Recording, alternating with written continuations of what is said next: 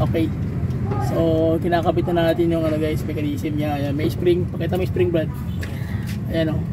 Yan. Pag tinanggal mo yan, may spring. So, may spring na ikuha na ay... Tapos merong ano, ayan, pakita mo nga. Bulitas. Ayan o, merong tatawag na pinaka ano yan, pinaka shut off valve. Yung bulitas na yan. So, kailangan hindi nyo makalimutan yan pag nagtanggal kayo ng oil filter mechanism. So, ayan siya. Ipaworkin natin yan. So, pag magtanggal kayo ng oil filter guys, kailangan mo tanggalin yan. So, ikakabit na natin. Tingnan nyo kung ano kahirap siya ikabit. Ayan. Yan yung o-ring guys. O, ayan, o-ring yan. O, ayan, kita nyo. Yan yung o-ring. So, kailangan meron yan. Hindi pwede wala yung o-ring. Pag wala yan, hindi higot ng wasto yung ano mo.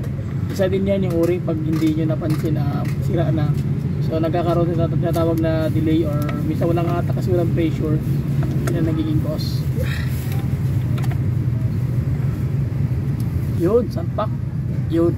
So, bolt na lang. Okay, so sunod yung takip na lalagyan ng gasikon guys. Okay, so ayun na guys, kinakabit natin ng isa pang spring na mayroong tatawag na ano. Hirap na isang kamay.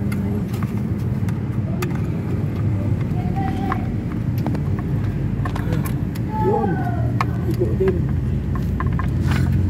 So meron kasi ganyan guys, meron siyang bearing na maliit na bilog. So kailangan tawag doon yung ano, check valve. Ang tawag doon is check valve. Yung kanang check valve kailangan meron talaga yan, hindi pwede mawala yan. 24 combination daw.